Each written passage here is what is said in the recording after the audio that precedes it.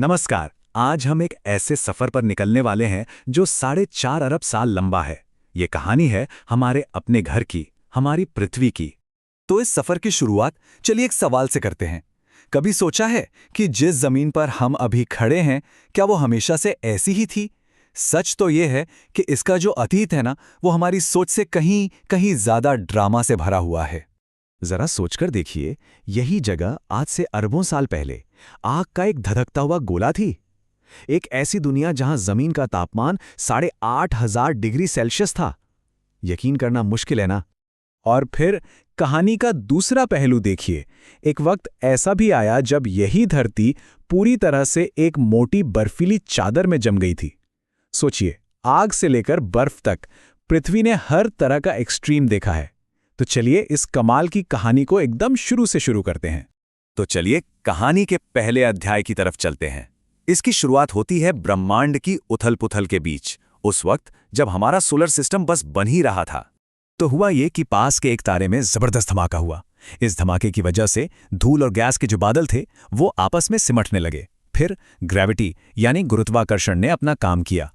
बीच में सारी हाइड्रोजन और हीलियम इकट्ठा हुई और एक जोरदार धमाके के साथ हमारे सूरज ने जन्म लिया।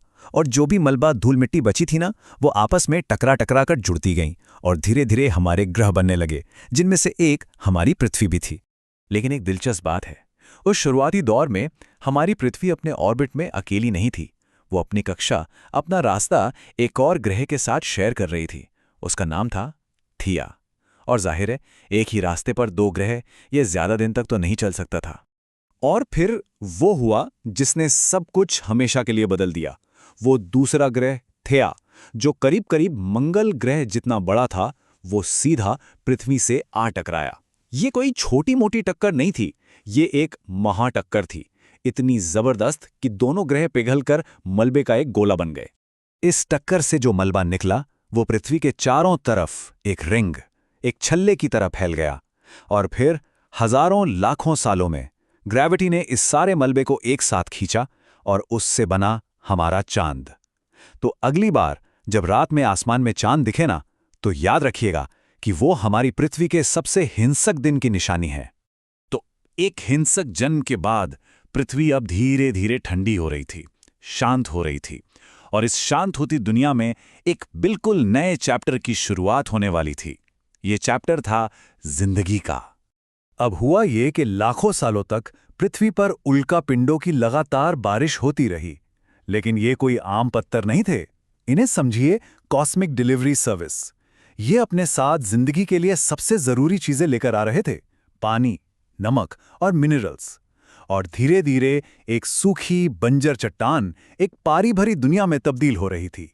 और फिर समंदर की गहराइयों के अंधेरे में, जहां ज्वालामुखी से गर्म पानी और केमिकल्स निकल रहे थे, वहीं जिंदगी की पहली चिंगारी जली। ये थे माइक्रोस्कोपिक जीव, इतने छोटे कि दिखते भी नहीं, जो सूरज की रोशनी के बिना सिर्फ केमिकल्स पर जी रहे थे।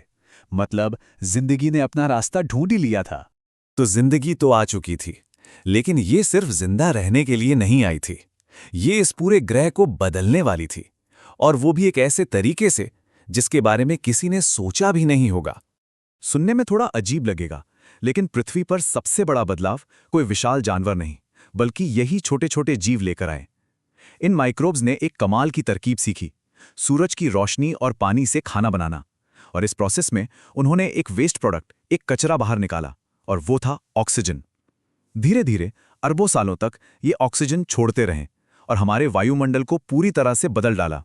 ऑक्सीजन का लेवल 1% से बढ़कर आज के 21% पर पहुंच गया। और इस नई ऑक्सीजन का असर देखिए, इसने सचमुच पूरे ग्रह को जंग लगा दिया।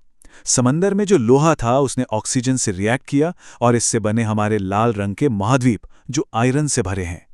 और इतना ही नहीं, इसी ऑक्सीजन ने वायुमंडल के ऊपर जाकर ओजोन लेयर बनाई, वो शील्ड जो आज हमें सूरज की खतरनाक किरणों से बचाती है। लेकिन इस बदलाव की एक बहुत बड़ी कीमत भी चुकानी पड़ी। हवा में आए इस चेंज ने ग्रीन हाउस गैसों को कम कर दिया, और नतीजा, पूरी की पूरी पृथ्वी जम गई। इसे स्नोबॉल अर्थ कहते हैं। मतलब विडंबना देखिए, जिस जिंदगी ने सांस लेने लायक हवा बनाई, उसी ने लगभग खुद को ही खत्म कर डाला था। पर जिंदगी हार मानने वालों में से नहीं है। जब बर्फ पिघली तो लाइफ पहले से भी ज्यादा मजबूत होकर वापस आई और अब एक नए युग की सुबह हो रही थी।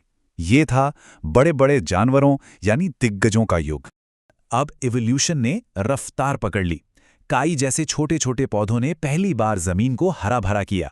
फिर कुछ हिम्मत वाले जीव पानी से बाहर निकलकर जमीन पर आए। सारे महाद्वीप आपस में जुड़कर एक सुपर कॉन्टिनेंट पैंजिया बन गए और इसी बदली हुई दुनिया में पहले डायनासोर ने अपना पहला कदम रखा। और फिर डायनासोर ने इस धरती पर राज किया। 1-2 साल नहीं, पूरे 15 करोड़ साल तक। वे जमीन, समंदर, आसमान, हर जगह के मालिक थे। ऐसा लगता था कि इनका राज कभी खत्म ही नहीं होगा। लेकिन उन्हें क्या पता था कि अंतरिक्ष के अंधेरे से एक तबाही सीधा उनकी तरफ बढ़ रही थी और रफ्तार थी 80,000 किलोमीटर प्रति घंटा। माउंट एवरेस्ट जितना बड़ा एक एस्टेरॉयड सीधा धरती से टकराया। इस टक्कर से जो एनर्जी निकली वो 10 करोड़ एटम बॉम्ब के बराबर थी। एक झटके में आसमान काला पड़ गया और धरती जैसे आग का गोला बन गई। और बस इसी एक घटना ने डायनासोर के 15 करोड़ साल के राज को हमेशा के लिए खत्म कर दिया। डायनासोर तो चले गए, लेकिन कहानी अभी खत्म नहीं हुई थी, बल्कि इस तबाही की राख से एक नई कहानी जन्म लेने वाली थी, हमारी अपनी कहानी।